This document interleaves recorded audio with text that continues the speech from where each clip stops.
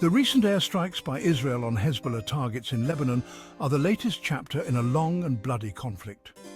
Israel and Hezbollah, a powerful Iran-backed Shiite militant group based in Lebanon, have been locked in a struggle for decades. Hezbollah, meaning Party of God, was formed in the 1980s during the Lebanese Civil War. The group's primary objective has been the destruction of Israel, which it views as an illegitimate occupying force. Over the years, there have been numerous flare-ups of violence. In 2006, a month-long war erupted between Israel and Hezbollah, resulting in significant casualties and destruction on both sides. Since then, tensions have remained high, punctuated by sporadic exchanges of fire across the border. The recent Israeli airstrikes represent a significant escalation in this conflict. The current round of hostilities was triggered by a series of events. Hezbollah fired rockets into Israel, prompting a swift and deadly response from the Israeli Defense Forces, or IDF. Israel has stated that its objective is to degrade Hezbollah's military capabilities and deter future attacks.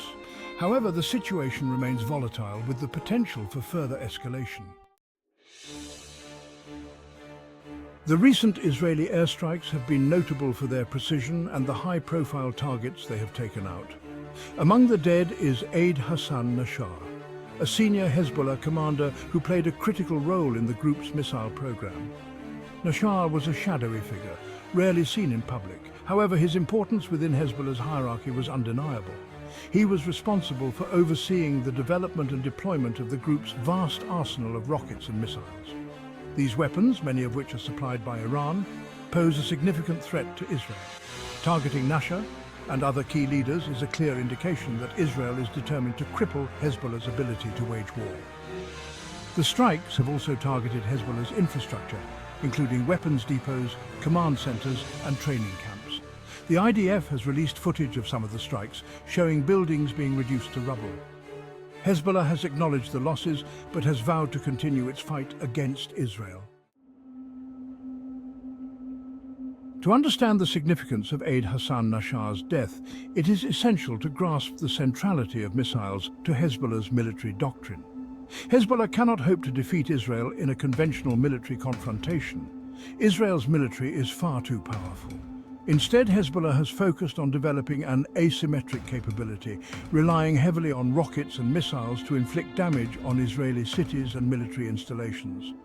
Nashar was instrumental in building up this missile arsenal. He oversaw the smuggling of sophisticated weapon systems from Iran, including long-range missiles capable of striking deep inside Israel. He also played a key role in training Hezbollah fighters to operate these weapons. His death is a significant blow to Hezbollah's operational capabilities. It will take time for the group to replace his expertise and experience.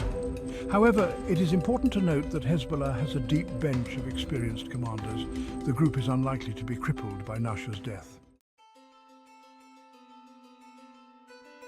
Section 4. A crumbling facade. Assessing the damage to Hezbollah. The full extent of the damage inflicted on Hezbollah by the Israeli airstrikes is still being assessed. There is no doubt that the group has suffered significant losses, both in terms of personnel and infrastructure. The death of Hassan Nashar is a major blow. However, it is important not to overestimate the impact of these strikes. Hezbollah is a resilient organization with a long history of fighting Israel.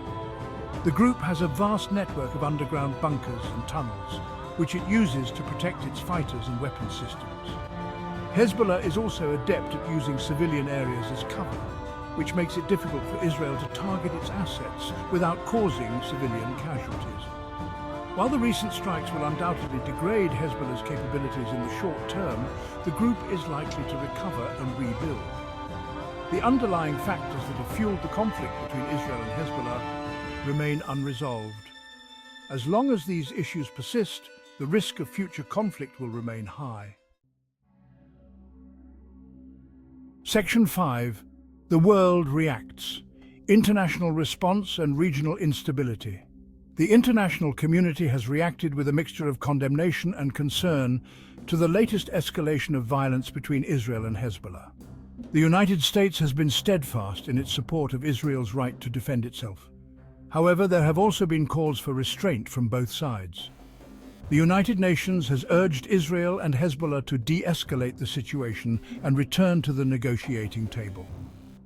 However, the prospects for a negotiated settlement appear dim at present. The conflict has also raised tensions in the wider region. Hezbollah is backed by Iran, which has threatened retaliation against Israel if its interests are threatened. The situation is highly volatile and unpredictable. Any miscalculation or escalation could have devastating consequences for the entire region. The international community must work together to find a peaceful resolution to the conflict. However, given the deep-seated animosity between Israel and Hezbollah, a lasting peace seems like a distant prospect. Section 6. The road ahead, uncertainty and the specter of war. As the dust settles on the latest round of fighting between Israel and Hezbollah, the future remains uncertain. Israel has achieved its tactical objectives, degrading Hezbollah's military capabilities and killing key leaders. However, the strategic picture is far less clear. Hezbollah has shown its resilience time and time again. The group is unlikely to be deterred by Israel's show of force.